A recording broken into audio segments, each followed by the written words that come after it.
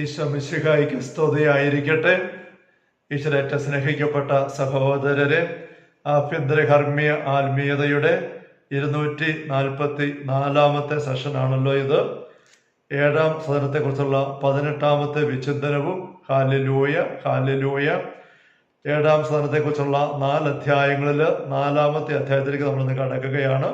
ഒപ്പം നമ്മുടെ ഈ ആഭ്യന്തരകർമ്മ്യ ആത്മീയതയുടെ പങ്കുവെക്കലിൽ അമ്മ ത്രേസ്യ എഴുതുന്ന അവസാനത്തെ അധ്യായത്തിലേക്ക് നമ്മൾ കടക്കുകയാണ്. Hallelujah hallelujah. മർത്തായും മറിയവും സഹകരിക്കണം എന്നാണ് ഹെഡിങ് കൊടുത്തിരിക്കുന്നത്. പെട്ടെന്ന് തന്നെ നമുക്ക് കാര്യങ്ങൾ ഏതാണ്ട് തിരിയുന്നുണ്ട്. അമ്മ ത്രേസ്യ എങ്ങോട്ടാണ് പറഞ്ഞു വരുന്നത് എന്നുള്ളത്. മർത്ത ബഹുകാര്യ വ്യഗ്രതയോടുകൂടെ ശുശ്രൂഷകളെ വ്യാപൃതിയായ ആളാണ്. മർത്തായിക്ക് ഈശോ കൊടുത്ത തിരുത്തൽ നമുക്കറിയാം. നീ പലതിനെക്കുറിച്ചും അസ്വസ്ഥയും ഉത്കണ്ഠാകുലയും വ്യഗ്രചിത്തയുമായിരിക്കുന്നു, അത് തിരുത്തണം. ചെയ്ത കാര്യങ്ങൾ നിർത്തണമെന്നല്ല ഈശോ പറയുന്നത് ഭർത്താവിന്, മറിച്ച് ഈ അസ്വസ്ഥപ്പെട്ടും ആകുലപ്പെട്ടും വ്യഗ്രതപ്പെട്ടും പോകുന്നത് ഒഴിവാക്കണം. അതേസമയം മേരിയെക്കുറിച്ച് പറഞ്ഞ് നല്ല ഭാഗം മേരി തിരഞ്ഞെടുത്തു, അത് അവിടുന്ന് എടുക്കപ്പെടുകയില്ല. നല്ല ഭാഗം ഒന്ന് മാത്രമേ ഉള്ളത്, ഈശോയാണ്. അപ്പോൾ നല്ല ഭാഗം തിരഞ്ഞെടുത്തുകൊണ്ട് എങ്ങനെയാണ് ജീവിതം മുന്നോട്ട് കൊണ്ടുപോകേണ്ടത് എന്നാണ് അമൃത ഇതുവരെ വിശദീകരിച്ച് കൊണ്ടുവന്നത്. നല്ല ഭാഗം തിരഞ്ഞെടുത്തു, അത് അനുഭവമായി. ഉള്ളിൻ്റെ ഉള്ളിൽ 7-ാം സദനത്തിൽ ദൈവത്തിൻ്റെ സാന്നിധ്യവും സാമീപ്യവും നിരന്തരം അനുഭവിച്ചായിരിക്കുന്ന അവസ്ഥ, അതാണല്ലോ അവസ്ഥ പറഞ്ഞു വന്നത്. അതിലേക്ക് എത്തിക്കഴിയുമ്പോൾ അറിയത്തെ പോലെ നമ്മൾ ഈശോയോട് ചേർന്നായിരിക്കും, ദൈവത്തോട് ചേർന്നായിരിക്കുന്ന അനുഭവമാണ്. പക്ഷെ എന്ന് വെച്ചുകൊണ്ട് നമ്മൾ ശുശ്രൂഷകളും മറ്റുള്ളവർ നിറക്കുള്ള ഉത്തരവാദിത്തങ്ങളും ഒന്നും നിർത്തിക്കളയാനോ അത് ഉപേക്ഷിച്ച് കളയാനോ അതിന് ഒഴിച്ചോടാനോ പാടില്ല. അവയും നമ്മൾ കൂട്ടിച്ചേർക്കണം. പക്ഷേ ഭർത്തയുടെ പോലെയുള്ള ആ വ്യഗ്രതയും അസ്വസ്ഥതയും ഉത്കണ്ഠയും പരാതി പറച്ചിലും എല്ലാം ഒഴിവാക്കിക്കൊണ്ട്, അതാണ് ചുരുക്കത്തിൽ പറഞ്ഞ മദ്രസ്യ ഇതിലൂടെ ഈ ഖണ്ഡിങ്ങിലൂടെ പങ്കുവെക്കുന്നത്. 1-ാമത്തെ ഖണ്ഡിക: സഹോദരിമാരെ, ഈ ആത്മാക്കളിൽ ഉളവാകുന്നതായി ഞാൻ വിവരിച്ച സൽഫലങ്ങൾ എപ്പോഴും ഒരേ നിലയിൽ നിൽക്കുമെന്ന് നിങ്ങൾ ധരിക്കരുത്. അതുകൊണ്ടാണ് സാധാരണയായി എന്ന് ഓർത്തപ്പോഴൊക്കെ ഞാൻ ഊന്നി പറഞ്ഞിട്ടുള്ളത്. അപ്പോൾ 7-ാം സദനത്തിൽ വന്ന വ്യക്തിയുടെ ഉള്ളിൽ അനുഭവപ്പെടുന്ന സൽഫലങ്ങൾ 9 എണ്ണം കഴിഞ്ഞ അധ്യായത്തിൽ അമ്മ ത്രേസ്യ പങ്കുവെക്കുകയുണ്ടായി. അവ എപ്പോഴും ഒരേ രീതിയിൽ കത്തിജ്വലിച്ച് നിൽക്കും എന്ന് കരുതിയേക്കരുത്. ആ അനുഭവത്തിൽ നിന്ന് പുറത്തു പോവുകയാണെങ്കിലും ഫലങ്ങൾ കൂടിയും കുറഞ്ഞും വന്നുകൊണ്ടിരിക്കും. അതുകൊണ്ട് പറഞ്ഞ സാധാരണയായി എന്നൊരു വാക്ക് അമ്മ ത്രേസ്യ പലപ്പോഴും ആ ഫലങ്ങളെ പറ്റി പറഞ്ഞപ്പോൾ ഉപയോഗിച്ചിരുന്നു. സൂചി പറയുകയാണ്, അതുകൊണ്ട് ഓർത്തപ്പോഴൊക്കെന്നത് സാധാരണ എന്ന് ഊന്നി പറഞ്ഞത്. ചിലപ്പോൾ നമ്മുടെ കർത്താവ് അവരെ തങ്ങളുടെ പ്രകൃതത്തിന് തന്നെ കൈപിടിച്ചെന്ന് വരാം. തങ്ങളുടെ പ്രകൃതം അത് മനുഷ്യ പ്രകൃതമാണ്, ഒരുപാട് ബലഹീനതയുള്ള പ്രകൃതമാണ്. ബലഹീനതയുള്ള ജീവിതത്തിലാണ് ദൈവത്തിൻ്റെ കൃപാപരം പ്രവർത്തനക്ഷമമായിട്ട് വലിയ അനുഭവങ്ങളിലേക്ക് ആ വ്യക്തി ഉയർന്നു വന്നിരിക്കുന്നത്. ക്രിസ്ത്യാനികത്തിൽ ഗ്രന്ഥകർത്താവ് പറയുന്നത് പോലെ ദൈവം നമുക്ക് വലിയ കൃപാവരങ്ങൾ നൽകുമ്പോൾ നമ്മൾ അനുഭവിക്കുന്ന കാര്യങ്ങൾ നമ്മുടെ സ്വന്തമല്ല, മറിച്ച് ദൈവം തിരിച്ചെടുത്തു കഴിയുമ്പോൾ നമ്മൾ അനുഭവിക്കുന്ന ഞെരുക്കം, നിസ്സഹായത, ഇല്ലായ്മ, അതാണ് നമ്മുടെ സ്വന്തം പ്രകൃതം. അപ്പോൾ അത് പരാതിപ്പെടേണ്ട ആവശ്യമില്ല. ദൈവം നമ്മുടേത് ഒന്നും എടുത്ത് മാറ്റിയില്ല. ദൈവം നമുക്ക് സാധാരണമായിട്ട് നൽകിയ കൃപ ദാനങ്ങൾ അല്പം ഒന്ന് പിൻവലിച്ചോ മാറ്റി വെച്ചെന്ന് മാത്രമേ ഉള്ളൂ. ദൈവം അങ്ങനെ മാറ്റിവെക്കുകയോ പിൻവലിക്കുകയോ താൽക്കാലികമായിട്ട് പിൻവലിക്കുകയോ ചെയ്യുന്നത് നമ്മളെ ജനിക്കാനല്ല, സ്നേഹമില്ലാത്തതുകൊണ്ടല്ല, കരുതലില്ലാത്തതുകൊണ്ടല്ല, ദൈവത്തിന് പഞ്ഞമായതുകൊണ്ടല്ല, മറിച്ച് നമ്മുടെ എന്തെങ്കിലും നന്മയ്ക്ക് വേണ്ടിയായിരിക്കും. അതാണ്. അപ്പോൾ ചിലപ്പോഴൊക്കെ തങ്ങളുടെ പ്രകൃതത്തിന് തന്നെ കൈപിടിച്ചെന്ന് വരാം. അപ്പോൾ കാണാം ഹർമ്മ്യത്തിൻ്റെ പരിസരങ്ങളിലും സദനങ്ങളിലുമൊക്കെ പതിയിരിക്കുന്ന വിഷജന്തുക്കളെല്ലാം ഒന്നടങ്കം അവരെ കയ്യിൽ കെട്ടാൻ നിവൃത്തിയില്ലായിരുന്ന കാലഘട്ടത്തിൻ്റെ പേരിൽ പ്രതികാരം ചെയ്യാൻ ചാടി വരുന്നത്. അപ്പൊ ഇങ്ങനെ ഒരു അടാസദനത്തിന്റെ അകത്ത് ദൈവത്തിലൂടെ ആയിരിക്കുന്ന അനുഭവത്തിന് ഇടയ്ക്ക് ദൈവം അല്പം ഒന്ന് വിരി മാറ്റി അല്ലെങ്കിൽ അതൊക്കെ തുറന്നിട്ട് കൊടുക്കുന്നൊരു അനുഭവം. ജോബിന്റെ പുസ്തകത്തില് ആ ഭവനത്തിനും വസ്തുവകൾക്കും ചുറ്റും വേലി കെട്ടി സംരക്ഷണം കൊടുത്തിരിക്കുകയായിരുന്നു. സാത്താൻ നിസ്സഹായത പറയുന്നുണ്ട്. അപ്പൊ തമ്പുരാൻ ആ വേലി ഒന്ന് തുറന്നിട്ട് കൊടുത്തു. 2 ഘട്ടങ്ങളിലായിട്ട് നമുക്കറിയാം അദ്ദേഹത്തിന്റെ കുടുംബത്തിലേക്ക് പിന്നെ അദ്ദേഹത്തിന്റെ ശരീരത്തിലേക്കും പോലും സാത്താൻ അവസരം കൊടുക്കുകയാണ്. അപ്പം വിട്ടുകൊടുത്തു. തങ്ങളുടെ തന്നെ പ്രകൃതത്തെ ദൈവത്തിന് പ്രത്യേക സംരക്ഷണം അവിടെ ഇല്ലെന്നായി. പക്ഷെ അങ്ങനെ വന്നപ്പോൾ എന്ത് സംഭവിച്ചു? ജോബിനെ കുറിച്ച് നമുക്കറിയാം. അതെല്ലാം ജോബിന്റെ വിശ്വാസവും വിശുദ്ധി ദൈവത്തോടുള്ള ഭക്തിയും വെളിപ്പെടാൻ മാത്രം ഉപകരിച്ചുള്ളൂ എന്ന് പറഞ്ഞ പോലെ ഇവിടെ ദൈവം ഇങ്ങനെ അല്പം ഒന്ന് വാതിൽ തുറന്നു കൊടുക്കുമ്പോഴേക്കും കോപത്തോടെ ചുറ്റു നടന്നിരുന്ന വിഷജന്തുക്കൾ, കെട്ടിടത്തിൻ്റെ ഹർമ്മ്യത്തിൻ്റെ പരിസരത്തെ വിഷജന്തുക്കളെല്ലാം കൂടെ ആവേശത്തോടെ, ആർത്തിയോടെ അല്ലെങ്കിൽ കോപത്തോടെ ആക്രമിക്കാനായിട്ട് ഒരുമ്പെട്ടേക്കാം, ഒരുമ്പെട്ടെന്ന് വരും. പക്ഷേ അത് ആക്രമിച്ച് കീഴ്പ്പെടുത്തുമെന്നോ ഇവർ തകർന്നു പോകുന്നൊന്നും അർത്ഥമില്ല. ആക്രമം ഉണ്ടാവും, എതിർപ്പുണ്ടാവും, ഉപദ്രവവും ശ്രമം ഉണ്ടാകും. അതാണ് ഒന്നടങ്കം അവരെ കയ്യിൽ കിട്ടാൻ നിവൃത്തി ഇല്ലാതിരുന്ന കാലഘട്ടത്തിൻ്റെ പേരിൽ പ്രതികാരം ചെയ്യാൻ ചാടി വരുന്നൊരു അനുഭവം വരും. രണ്ടാമത്തെ ഖണ്ഡിക വാസ്തവത്തിൽ അത് അത്രയധികം ദീർഘിക്കുകയില്ല. തമ്പുരാനെ വെറുതെ കൈവിടുകയില്ല. തമ്പുരാനെ അനുവദിക്കുന്നുണ്ടെങ്കിൽ തന്നെ അത് എന്തോ ഒരു നന്മ ദൈവം കണ്ടുകൊണ്ടാണ്. ഏറെ വന്നാൽ ഒരു ദിവസം അഥവാ അല്പം കൂടി നീണ്ടെന്ന് വരാം.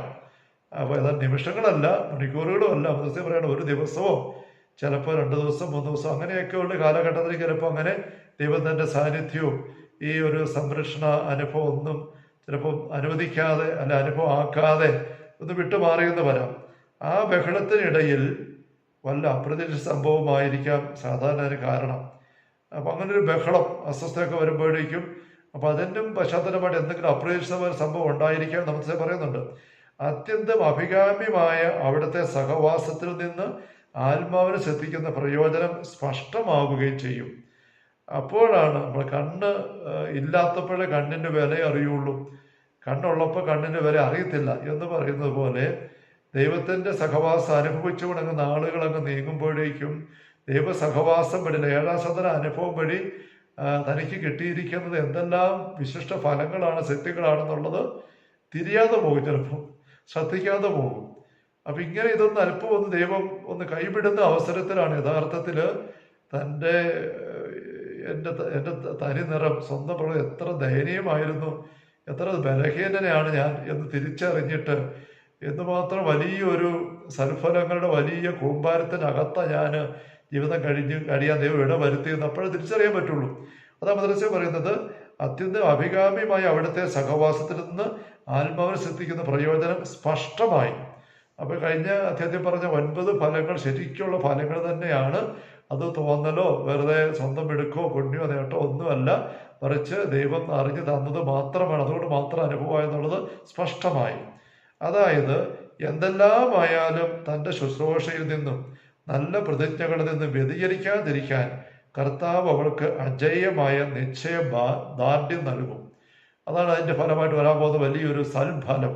ഈ ഒരു ഞെരുക്കം അനുഭവപ്പെടുമ്പോൾ എന്താണ്, എന്തു വന്നാലും തമ്പുരാൻ്റെ ശുശ്രൂഷയിൽ നിന്നും സാന്നിധ്യം അനുവദിച്ച് പുറത്ത് പോകാതിരിക്കാനുള്ള കരുതൽ പരമാവധി എടുക്കും. ഒരു ദൃഢനിശ്ചയം, അങ്ങനത്തെ ഒരു ദൃഢനിശ്ചയത്തിലേക്ക് ആത്മാവ് എത്താനായിട്ട് ഈ ഞെരുക്ക അനുഭവം ഇടവരുത്തും. മാത്രമല്ല ആ ദൃഢത വളർന്നുകൊണ്ടുമിരിക്കും, അതൊട്ടും കുറയുകയല്ല, ജാഗ്രതയോടെ കൂട്ടിക്കൂട്ടി പോകും. അപ്പം എത്ര നാൾ അനുഭവത്തിൽ മുന്നോട്ട് പോയാലും ഒരു അശ്രദ്ധ വരിക, ജാഗ്രത കൊണ്ട് വരിക. കാരണം അറിയാം ഇതെൻ്റെ മിടുക്കല്ല, എൻ്റെ കഴിവല്ല, ദൈവം താങ്ങുന്നതുകൊണ്ട് മാത്രമാണ്. പൗരസഭ അത് എന്നെ ശക്തിപ്പെടുത്തുമ്പോൾ എനിക്കെല്ലാം സാധിക്കും. ഒരു ശക്തി അത് എനിക്ക് കിട്ടിയില്ലെങ്കിൽ എനിക്കൊന്നുമല്ല. അതുകൊണ്ട് അഭിഷേക നിറവ് ദൈവസാന്നിധ്യം അഭിഷേകത്തിലേക്ക് വരുന്ന വ്യക്തികൾ നഷ്ടപ്പെട്ടു പോകാനായിട്ട് ഒരിക്കലും സമ്മതിക്കുകയില്ല. തൽഫലമായി പ്രസ്തുത നിശ്ചയത്തിനെതിരായി അണുമാത്രമായ ചലനം പോലും അവിടെ ഉണ്ടാവുകയുമില്ല. ആ ഒരു നിശ്ചയത്തിനകത്ത് നിന്ന് വിട്ടുപോകാനായിട്ട് ഉള്ള രീതിയിലുള്ള ഒരു ചെറിയ ചലനം പോലും ദൈവത്തിൽ നിന്ന് അകലേക്ക് മറുവശത്തേക്ക് ഉണ്ടാകാനായിട്ടോ സമ്മതിക്കുകയില്ല, അത് ഉണ്ടാവുകയില്ല. അപൂർവമായ ഇങ്ങനെ സംഭവിക്കൂ എന്ന് ഞാൻ പറഞ്ഞല്ലോ. അപ്പം ഇങ്ങനെ ദൈവം ഒന്ന് ഇട്ടിട്ട് മാറുന്നൊരു അനുഭവം അപൂർവമായിട്ട് സംഭവിക്കുകയുള്ളൂ. എങ്കിലും അതിൻ്റെ ഉദ്ദേശം മറന്നു പോകരുതെന്നാണ് നമ്മുടെ കർത്താവിൻ്റെ താല്പര്യം. പക്ഷെ ഇങ്ങനെ ഒരു അനുഭവം ഉദ്ദേശം ഈശോയ്ക്കുണ്ട്, ദൈവത്തിനുണ്ട്, അതുകൊണ്ട് മറന്നു പോകരുത്. അതുകൊണ്ട് വല്ലപ്പോഴും ഒരു അനുഭവം ദൈവം ഇങ്ങനെ അനുവദിക്കും. ആ അനുഭവം വഴി കിട്ടുന്ന ഈ ഒരു സ്പഷ്ടത, തമ്പുരാനെ കൂടാതെ ഞാൻ ഒന്നുമല്ല, 15 പറയുന്നില്ല, എന്നെ കൂടാതെ നിങ്ങൾക്ക് ഒന്നും ചെയ്യാൻ പറ്റുക, അത് നല്ലപോലെ ബോധ്യമാകും. അഭിഷേകമില്ലെങ്കിൽ ഒന്നുമല്ല ഞാൻ എന്നൊരു ബോധ്യം ആഴപ്പെട്ട് കിട്ടുകയാണ്. അതൊരിക്കലും മറന്നു പോകരുത്, നമ്മുടെ ആഗ്രഹം അതാണ്. അപ്പോൾ അത് മറന്നു പോകരുതെന്നാണ് അവിടുത്തെ കർത്താവ് താല്പര്യം. അതായത് സർവപ്രധാനമായി അവൾ സദാ എളിമയിൽ നിലനിൽക്കണം. അപ്പം എന്തെല്ലാം വലിയ കാര്യങ്ങൾ ചെയ്യാനിട വന്നാലും ചെയ്യാൻ സാധിക്കുന്ന അവസരം കിട്ടുന്നുണ്ട്, എന്തെല്ലാം അനുഭവങ്ങൾ ഇങ്ങനെ നിരന്തരം കിട്ടുന്നുണ്ട്, ദൈവസാന്നിധ്യത്തിൻ്റെ നമ്മൾ ആദ്യം പറഞ്ഞ 9 അനുഭവങ്ങളും നിരന്തരം ഫലമായിട്ട് കിട്ടിയാൽ പോലും എളിമയിൽ നിലനിൽക്കുന്ന സദാ ഞാൻ ഒന്നുമല്ല. തമ്പുരാൻ ഒരു നിമിഷം മുഖം തിരിച്ചാൽ, കൈ പിൻവലിച്ചാൽ മുഴുവൻ തീർന്നു. ഇതെൻ്റെ ഒന്നും എടുക്കല്ല.